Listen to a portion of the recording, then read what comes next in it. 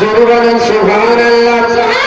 সারে জামিনে কে বিস গিরাবে নবীর জলসা দেখনা। সারে জামিনে কে বিস গিরাবে নবীর জলসা দেখনা। হায় গো বসে আছে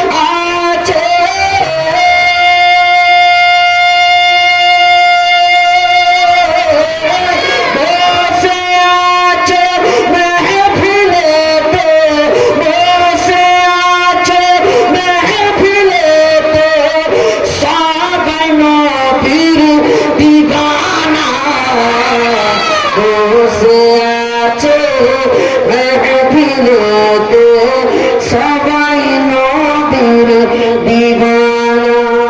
আপনারা কি নবীর দিওয়ানা না? আমি দিচ্ছি সার্টিফিকেট, তবু আপনারা চুপ করে বসে আছেন। জোরে বলেন না সুবহানাল্লাহ। বসে আছে মেহফিলেতে সবাই নবীর দিওয়ানা।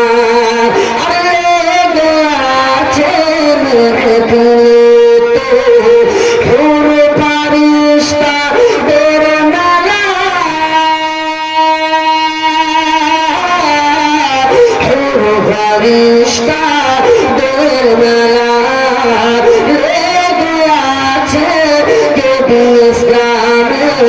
হুর ফারিস্তা দের মেলা গাইছে তারা একসাথে, গাইছে তারা একসাথে নর নবীর তারা।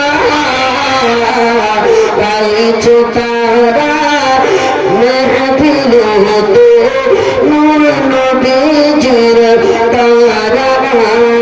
সর জমিনে কে ইসলামে নবীর মেহফিলে দেখনা।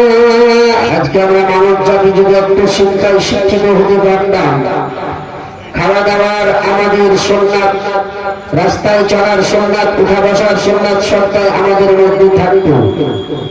এই যে আমরা সবাই মিলে, আমি আপনাদেরকে পড়তে বললাম, আপনারা পড়লেন। আমি বক্তব্য দেওয়ার পরে বিসমিল্লাহ শরীফ পাঠ করেছি, তারপরে বলেছি আলহামদুলিল্লাহ, শুকরিয়া আদায় করেছি। এই আলহামদুলিল্লাহ শব্দটার যে ফজিলত কত, আপনাদেরকে তার একটা ঝলক দিই।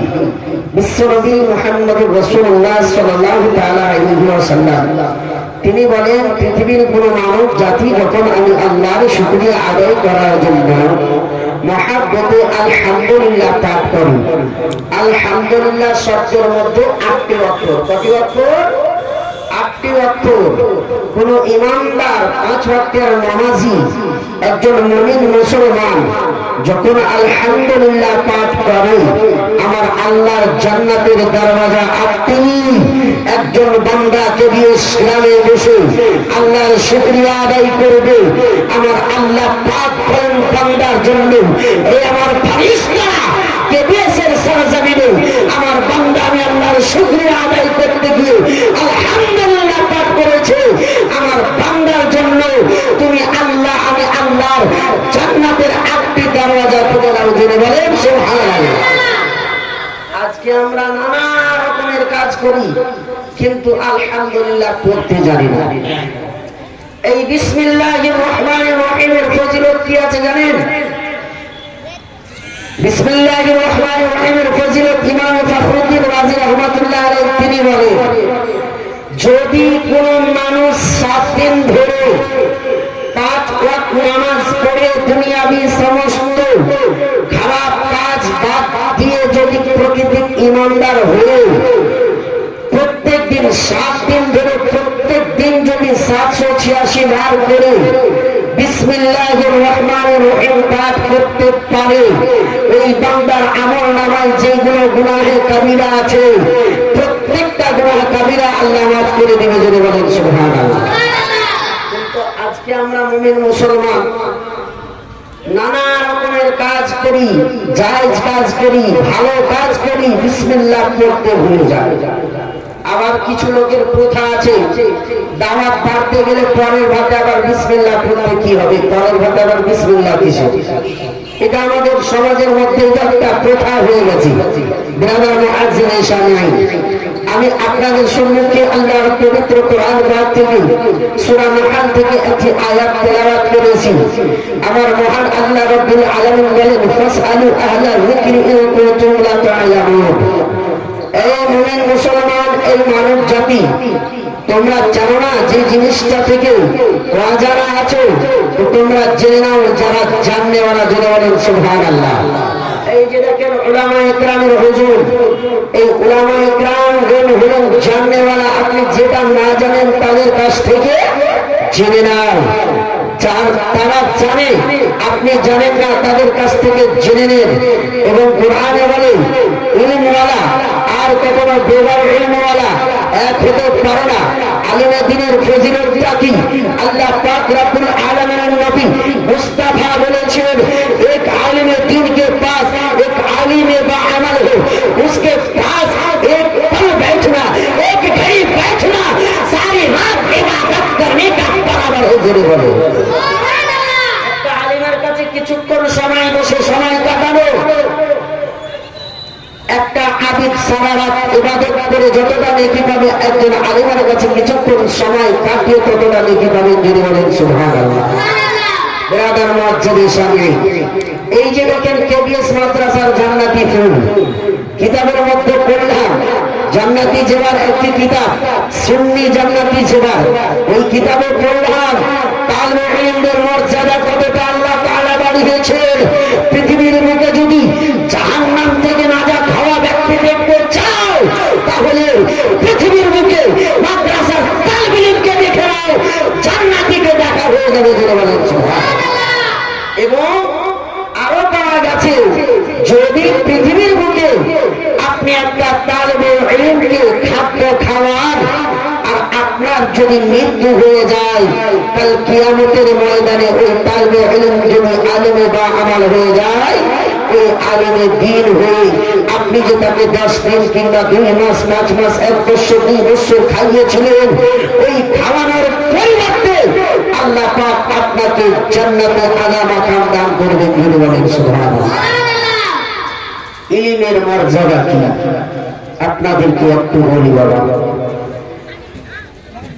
একদিন ইবলিস শয়তান পানির উপরে একটা তাখত বিছিয়ে তার সন্তানদেরকে ডাক দিয়ে বলতেছে, কে কি কাজ করেছো? অবশ্যই উলামা ইকরাম এগুলো ওয়াকিয়া থেকে ওয়াকিফ আছেন, আপনারা জানেন না তাই জানাচ্ছি। ইবলিস শয়তান ডাক দিয়ে বলে, বেটারা রে, তুমি আজকে কি কাজ করেছো? একটা ইবলিসের আপনার আওলাদ ডাক দিয়ে বলে, আব্বা জান, আমি বেশি কিছু করতে পারিনি। একটা মানুষ আর একটা মানুষ একে অপরের সামনে দাঁড়িয়েছিল, আমি দুইজনের মধ্যে ঝগড়া লাগিয়ে দিয়েছি। বলে, যা করেছো ভালো করেছো। আর একজন বলতেছেন, ওগো আমাদের সরদার, একটা মানুষ ভালো জায়গায় দাঁড়িয়েছিল, আমি তারে ডাক দিলে সামনে একটা যেন শরাবের ভাতটা ছিল, আমি সেখানে উস্কানি দিয়ে পাঠিয়ে তাকে শরাব পান করাতে লাগিয়ে দিয়েছি। বলে, তুমি ভালো কাজ করেছো। এবার তৃতীয় ছেলেটি এসে বলে, ওগো আব্বা জান, আমি বড় কিছু কাজ করতে পারিনি। আমি পৃথিবীর চতুর্দিকে ঘুরে দেখলাম যে বিএস গ্রামের মাদ্রাসায় একটা ছোট্ট বাচ্চা পড়তে যাচ্ছিল, আমি তারে ডাক দিয়ে বললাম, বাবু রে, কোথায় যাও কোথায় যাও? বলে, ওগো আমি তো যাই মাদ্রাসা শিক্ষা অর্জন করতে, আমার শিক্ষকগণ আওয়াজ দিচ্ছেন সকালবেলা, আমি সেখানে গিয়ে আল্লাহর কালাম পড়বো। বলে, বেটা শোনো, তুমি ওই মাদ্রাসায় গেলে লাভ দেবে না, মাদ্রাসায় পড়ে কোনো লাভ নাই। ওগো আমাদের সরতাজ, আমাদের মাতার তাজ ইবলিস শয়তান, ওগো আমাদের সরদার, এই ছোট্ট একটা কাজ করেছি, ওই ছেলেটিকে মাদ্রাসা যাওয়া থেকে আমি মাদ্রাসায় যেতে না দিয়ে বাড়ি ঘুরিয়ে পাঠিয়ে দিয়েছি। সঙ্গে সঙ্গে ইবলিস শয়তান আল্লাহর ওই শয়তান তার সন্তানকে কোলে করে নিয়ে বলে, তুমি সব থেকে বড় কাজ করেছো। এরা দুজন বলছে, আমি আমি একে অপরের সঙ্গে দুজনকে লড়ালাম, এটা কি কম ভেজালের কাজ? আর একজন দাঁড়িয়েছিল ভালো কাজের দিকে যাচ্ছিল, তাকে আমি ভালো কাজে যেতে না দিয়ে দারু পান করতে লাগালাম, এটা কি কঠিন কাজ? এটা বিশাল কঠিন কাজ। আর একটা ছোট্ট বাচ্চা মাদ্রাসায় যাচ্ছিল, এই 3য় নম্বরের আপনার ওই চালা, তাকে মাদ্রাসা আসতে দেয়নি, বাড়ি পাঠিয়ে একটা ছোট্ট সামান্য কাজ, এই কাজটাই আপনার কাছে বড় হয়ে গেল। এই ছেলেটি মাদ্রাসা যাচ্ছিল, তাকে যে যেতে দেয়নি, এটা কেন বড় কাজ তুমি জানো? বলে কেন? বলে এই ছেলেটি একদিন দ্বীনে ইসলাম অর্জন করত, হাক্কানি আলিমে বা আমাল হতো, এর পাওয়ার আল্লাহ অনেক বাড়িয়ে দিতে। ধরে বলেন সুবহানাল্লাহ। তো বলে এটা আমরা মানি না, আমরা ভালোভাবে দেখতে চাই, সরাসরি লোকেশন দ্বারা দেখতে চাই যে একটা আলিমে দ্বীনের পাওয়ার কি হয়। তখন ইবলিস শয়তান একটা গাধা মানে সাজালো সুন্দরভাবে, গাধাটাকে সুন্দরভাবে সাজিয়ে একজন নামাজীর বাড়ির দরজায় গেল এবং নিজের কিছু শয়তানি দলকে, নিজের শয়তানের যারা দল, তাদেরকে সঙ্গে করে নিয়ে চলতে শুরু করলো। যেতে যেতে ওই নামাজি ব্যক্তির দরজায় দাঁড়িয়ে ডাক দিয়ে বলতেছে, এ নামাজি, তুমি বাড়িতে আছো? লোকটি কেমন নামাজি ছিল বাবা জানেন? লোকটি 5 ওয়াক্তের নামাজি ছিল, তাহাজ্জুদের আপনার নামাজ পড়তেন, আপনার কোনদিন বেঈমানি পথ আপন করেননি, এমন একজন আবিদ ব্যক্তি। এই লোকটির কাছে ইবলিস শয়তান গিয়ে বলে, এই যে আমি গাধা সাজিয়ে নিয়ে এসেছি, তোমার ইবাদতে আল্লাহ এত খুশ হয়েছে, এত খুশ হয়েছে, দেখো আমি ফেরেশতাদের দলবলকে নিয়ে এসেছি, আল্লাহ তোমার ইবাদতে খুশ হয়ে তোমাকে আল্লাহ মেরাজে ডেকেছে। জোরে বলেন নাউজুবিল্লাহ। ওই আবিদ ব্যক্তি মনে করলো, আমার ইবাদতে আল্লাহ এত খুশ হয়ে গেছে যে আল্লাহ আমাকে মেরাজে ডেকেছে। এই ইবলিসের কথা শুনে ওই 5 ওয়াক্তের নামাজি পাক্কা সাচ্চা আবিদ ব্যক্তি ইবলিসের গাধার উপরে চড়ে ইবলিস নিজের দলবলকে নিয়ে চলতে শুরু করলো। চলতে চলতে চলতে চলতে বিশাল একটা জঙ্গলে গিয়ে ওই আবিদ ব্যক্তিকে ছেড়ে তারা পালিয়ে আসলো। সারা রাত ডান থেকে বাম দিকে, সামনে থেকে আবার পিছন দিয়ে তাকায়, কাউকে দেখতে পাই না, চতুর্দিকে তাকায় আর ঘুরে বেড়ায়। সকালে যখন হয়েছে বুঝতে পেরেছে এ তো শয়তানি ধোঁকা ছিল। এবার বলছে আলিমে দ্বীনের কাছে চলো। এ তো আবিদ ছিল, এবার আলিমে দ্বীনের পাওয়ার কি আমি তোমাদেরকে দেখাবো। কাকে বলে? তার আল আওলাদকে বলে। আলিমে দ্বীনের কাছে আবার ওই একটা গাধাকে সাজিয়ে নিজের সমস্ত বাচ্চা কাচ্চাকে সঙ্গে করে নিয়ে আবিদ ব্যক্তিকে ডাক দিয়ে বলে, ইবলিস শয়তান ও আলিমে দ্বীনকে ডাক দিয়ে বলে, ওগো আলিমে দ্বীন, আপনার আমলে, আপনার তাকওয়া পরহেজগারিতে আল্লাহ এত খুশ হয়েছে, এত খুশ হয়েছে যে আল্লাহ পাক আপনাকে মেরাজে যাওয়ার জন্য আমাকে ফেরেশতাদের দলবল নিয়ে পাঠিয়েছি।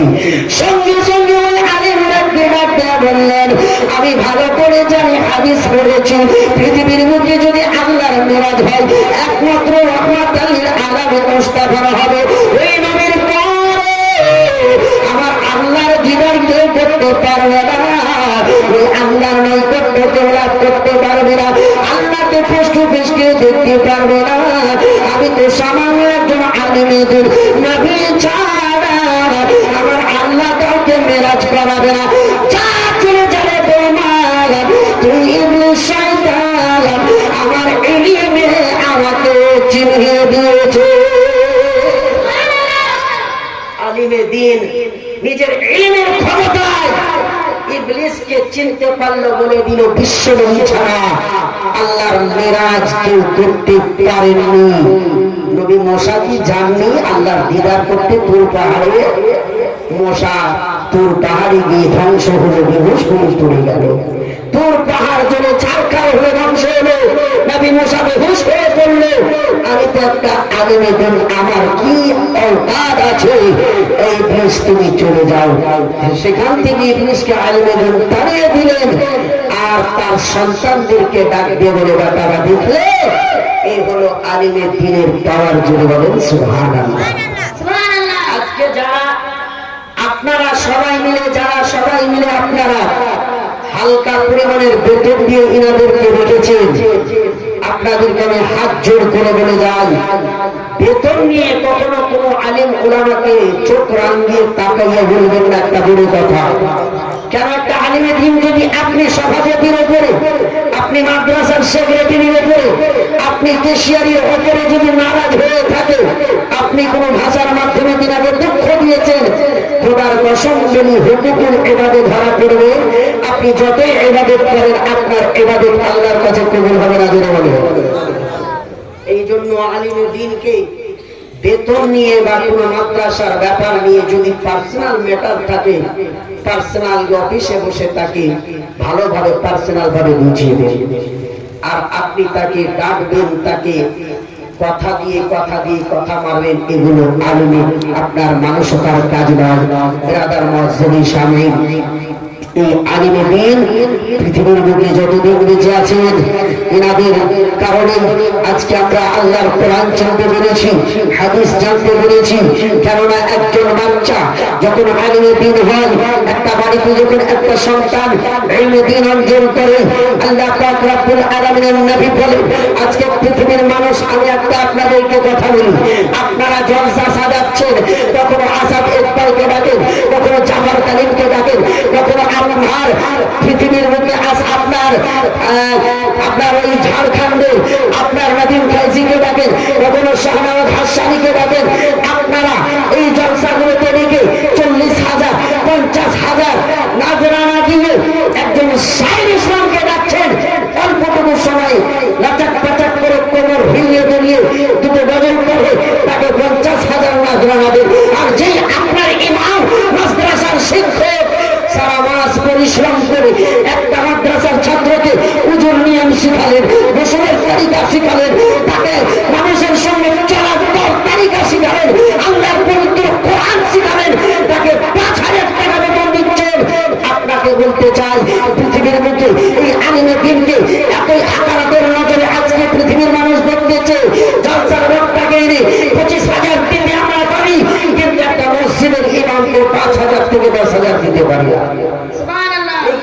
দিন এমন একটা গুরুত্বপূর্ণ দিন, আজকে আপনাদেরকে দেশ গ্রামে অনেক ছেলে এমএ দিয়ে পাস করে বাড়িতে বসে আছে, টাকা নেই যে চাকরি হবে, কিন্তু বাহারে কোরআন, এই কোরআনের জ্ঞান যখন কোন একটা তালবে ইলমের অন্তরে চলে আসে, আলিমে দ্বীনের মধ্যে চলে আসে, ওই আলিমে দ্বীন যদি রাবিয়া খামেসা পর্যন্ত পড়ে নাই, খোদার কসম করি, আল্লাহর কোরআন যদি সত্যভাবে তেলাওয়াত করতে পারে, ওই ব্যক্তি এমএ দিয়ে পাস করে চাকরির জন্য 10 বছর ধরে ঘুরে বেড়াচ্ছে।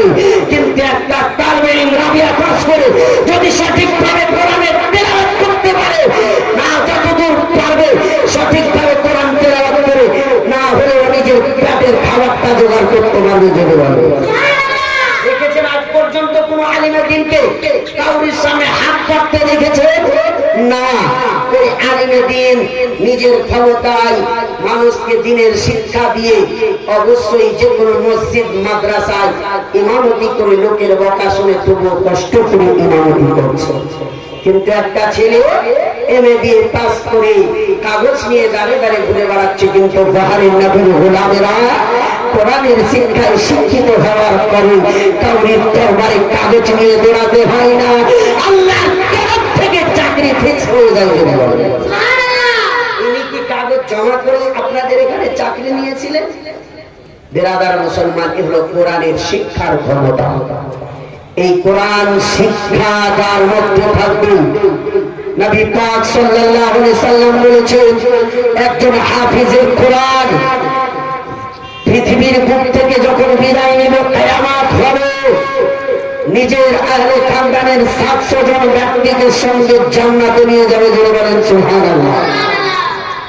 আর আশেপাশে যাদের সঙ্গে চিনার পরিচয় ছিল, জান পেহচান ছিল, আপনি ওই আলেমকে কিংবা হাফিজকে এক গিলাস পানি পান করতে দিয়েছিলেন, এক বদনা পানি উজু করতে দিয়েছিলেন?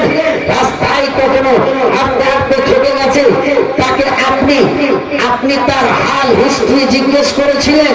আল্লাহর কসম বলি, সেইগুলো করার বিনিময়ে আপনি জান্নাতি হয়ে যাবেন। যিনি বলেন সুবহানাল্লাহ। যদি আপনি বিশ্বাস না করেন, বাস্তবতার দিকে যান। একজন বেদিন কাফির, আপনার বেঈমান, সে কলমা পড়েনি, নাম ছিল কাফিরটার নাম ছিল তুরাব। ওই তুরাব কাফিরটি ইসলাম ধর্ম গ্রহণ করেননি। একদিন রাস্তা দিয়ে হেঁটে চলে যাচ্ছে, হেঁটে যেতে যেতে যেতে যেতে দেখতেছে বাবা একটা মাদ্রাসার ছাত্র আপনার যেন হাতে একটা কলম নিয়ে আর একটা হাতে খাতা নিয়ে যেন কি লিখতেছে, লিখে যান লিখতে লিখতে বাবা হঠাৎ করে হাত থেকে কলমটা পড়ে গেল। যেমন হাত থেকে কলমটা পড়ে যাওয়া, ওই কাফির তুরাব আপনার দেখতে পেলেন একটা মাদ্রাসার ছাত্র কি লিখতেছে, হাত থেকে কলম পড়ে গেল। মনের মধ্যে দয়া আসলো, সঙ্গে সঙ্গে ওই তুরাব কাফিরটি ওই তালবি ইলমের আপনার প্রজা কলমটি নিজে আপনার হাত থেকে উঠিয়ে ওই তালবি ইলমের হাতে দিয়ে দিলেন। এবার বেরাদার মুসলমান, আপনার জানা পৃথিবীর মুখ থেকে যখন বিদায় নিচ্ছেন বাবা, বিদায় না হঠাৎ করে একদিন আল্লাহ পাক রব্বুল আলামিনের দয়া হলো, নবীজির মেহেরবানি হলো, ওই তুরাব তালবি ইলমকে কলম পড়িয়ে দেওয়ার বিনিময়ে আমার আল্লাহ তাকে ইসলাম ধর্ম গ্রহণ করার ক্ষমতা দিয়ে দিল। যখন কিয়ামত হবে, তুরাবের আহলে খানদান জিজ্ঞেস করলে, তুরাব তুমি তো আমাদের ধর্মের লোক ছিলে, তুমি তো বেঈমান আমাদের মতো কাফির ছিলে, তুমি জান্নাতে কি করে গেলে? তুরাব বলবে, মুসলমানদের একটি ছেলে কলম দিয়ে লিখতেছিল, আমি তাকে তার হাত থেকে কলমটা পড়ে যাওয়াতে আমি শুধু কলমটা তার হাতে উঠিয়ে দিয়েছি। আমার আল্লাহ পাক আমাকে কলমা পড়ার তৌফিক দিয়েছিলেন। আমি হিন্দু হয়ে মরি নাই, আমি কলমা পড়ে মেরেছিলাম। এই জন্য তালবে ইলমের একটু সামান্য খিদমত করার কারণে আমার আল্লাহ পাক রব্বুল আলামিন আমাকে জান্নাতি বানিয়ে দিয়েছে। যদি বলে, আর এর থেকে কি বলবো আপনাদের কাছে? বলে একটা সামান্য কলম পুড়িয়ে দেওয়াতে একটা কাফির যদি কালমা পড়ে মুসলমান হতে পারে, তাহলে আপনি আজকে বাচ্চাটাকে খাওয়াচ্ছেন, আপনার বাড়ি যাচ্ছে, আপনি ছেলের মতো করে খাওয়াচ্ছেন, খোদার কসম বলি আপনার জান্নাত ফিক্স আছে। যদি বলেন সুবহানাল্লাহ, আপনার জন্য জান্নাত ফিক্স আছে। আর এই ইলম কেমন মর্যাদাবান ইলম আপনাদেরকে একটু বলি, তারপরে আমি ইনশাআল্লাহ নবীজির কিছু গল্প আপনাদের কাছে তুলে ধরবো, নবীর জীবন কাহিনী তুলে ধরবো। কেন এটা হলো মাদ্রাসার জালসা, কিছু দ্বীনি ইলমি কথা এটা বলা আমার জন্য ফরজ। কি হুজুর, এই জন্য বলতে হচ্ছে, বলছি ব্রাদার মুআজ্জিনের সামনে এখানে হুজুরগণ পড়াচ্ছেন, আপনাদের বাড়িতে অনেক তালবে ইলম খেতে যাচ্ছেন, খেয়ে এসে আবার শিক্ষকের কাছে এসে শিক্ষকের কাছ থেকে শিক্ষা অর্জন করেন। তো এই মতো এক জামানায় এক আলিম একটা ছোট্ট বাচ্চা তালবে ইলমকে সামনে বসিয়ে সব সময় বলে, বেটা तुम क्या जानते हो, इल्म की बड़ी ही फजीलत है, इल्म ये बहुत अहमियत है, इल्म ये बहुत कीमती चीज है।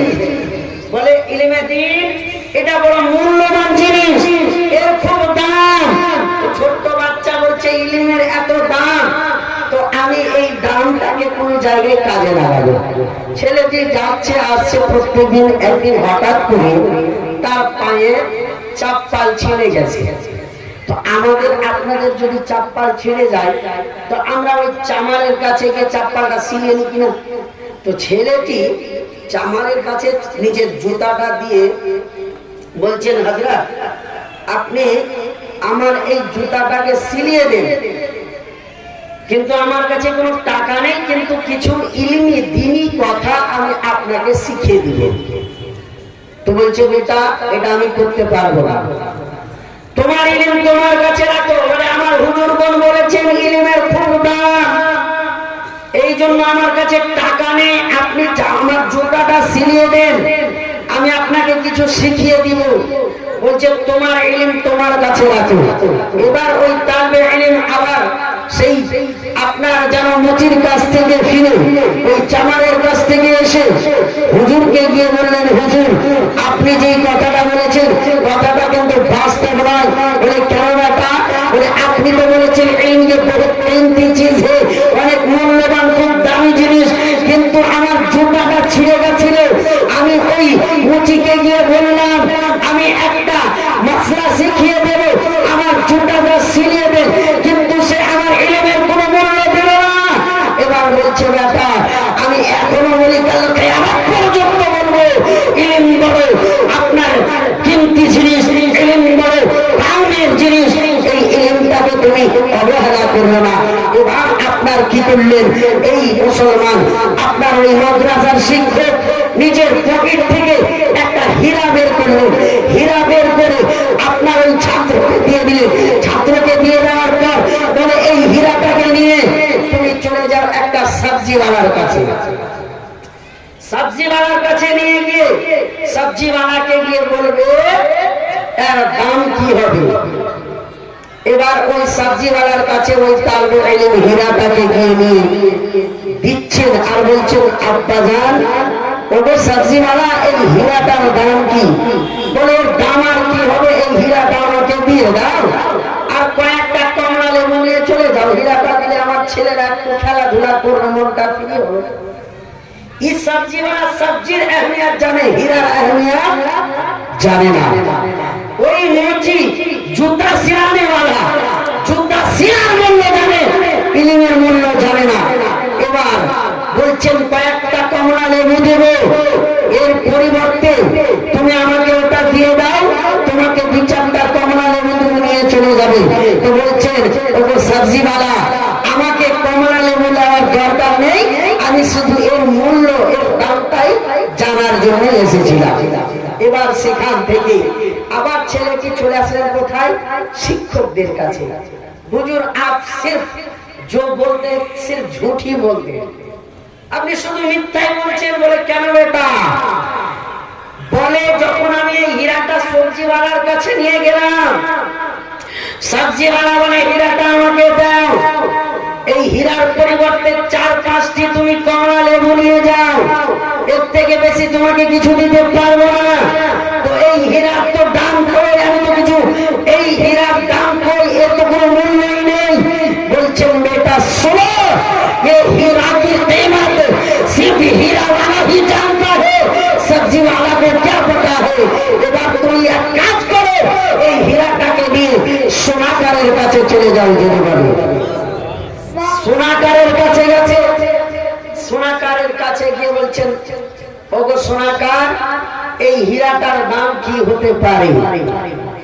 তো ওই আপনার সোনাকার ডাক দিয়ে বলেন বাবু তোমাকে দেখে ভাই মাদ্রাসার তালবে ইলম, কিন্তু বাচ্চা কোন শোনো গো, আমার দোকানে যত সোনা চাঁদি আছে আমি সোনাকার হলে তোমাকে যদি আমার এই দোকানের সব সোনা দিয়ে দিলে তবুও তোমার এই হীরার দাম দিতে পারবো না, তোমার এই হীরার দাম দিতে পারবো না। এই বলে এবার যেন বলতেছেন তালবে ইলমকে বলেন ওগো সোনাকার আপনাকে আমি বেচতে আসিনি, আপনার কাছে হীরাটা বেচতে আসিনি, আমি শুধু তার দামটা জানতে এসেছি। এবার চলে গেলেন তালবে ইলমকে শিক্ষকের কাছে বলেন হুজুর আমি এই কিছুই তো বুঝতে পারি না, প্রথম গেলাম ওই আপনার মুচির কাছে, ওই মুচি কি বললাম আমি ইলমের কিছু জ্ঞান আপনাকে দিয়ে দেব, উনি আমাকে জুতা সিলিয়ে দিলেন না, কিন্তু আপনি বলেন ইলমের দাম খুব। তারপরে আপনি আমাকে পাঠালেন একটা সবজিওয়ালার কাছে, সেখানে গিয়ে আমি কিছু বুঝতে পারলাম না। আবার আপনি পাঠালেন সোনাকারের কাছে, আমিও কিছু এখনো বুঝতে পারলাম না। বলে বেটা শোনো রে, হীরার কিমত হীরাওয়ালা কালিমাত ইলমওয়ালার দাম একমাত্র ইলমওয়ালাই জানে। এই ইলমের মর্যাদা কি, ইলমের ফজিলতটা কি, একমাত্র যার ভিতরে ইলম আছে ওই ব্যক্তি ইলমের মর্যাদা দিতে পারবে, ইলমের দাম দিতে পারবে। যাদের মর্যাদার সঙ্গে বাবা জীবন ভাইয়েরা শোনা আপনাদেরকে একটিবার বলি, আল্লাহ পাক রব্বুল আলামিনের নবী মুস্তাফা মসজিদের নববীতে ইবলিস শয়তান দরওয়াজায় একবার উকি মারে, আবার উঠে মারে, আবার তাকে টেনে নেয়। কিন্তু বিরাদার মানবরূপী ইবলিস শয়তান দরওয়াজায় দাঁড়িয়ে আছে। হঠাৎ করে কেউ যেন ডাক দিয়ে বলে, ও গো ভাই, সবাই মসজিদের ভিতরে গিয়ে 5 ওয়াক্তের নামাজ পড়ে, আপনি এসেছেন এখন নামাজ না পড়ে আপনি মসজিদে উকি মারছেন, আবার মুখটা টেনে নিচ্ছেন, কারণটা কি? বলে আমি কোনো মানুষ নয়, আমি হলাম ইবলিস শয়তান। বলে আপনি তাহলে কেন এসেছেন? বলে এই যে লোকটি নামাজ পড়তেছে ওই লোকটির নামাজকে আমি আপনার খালালে ডালবো, তার নামাজটাকে দুনিয়াবি খেয়ালে নিয়ে আসবো, তার নামাজে দুনিয়াবি খেয়াল ডালবো, তার জন্য আমি যাচ্ছি। বলছে তাহলে যাও না কেন? বলে আমি যাবো মনে করি, কিন্তু ওই নামাজের পাশে একজন হাক্কানি আল্লাহর নবীর গোলাম আলিমে বা আমাল সে আছে। বলছে আমি তার নামাজের খেয়াল ডালবো, আবার সে নামাজ থেকে যখন নামাজের খেয়াল থেকে হেঁটে যাবে আলিমে দিন তাকে আবার নামাজের তরতারিকা শিখিয়ে দিবে। এই জন্য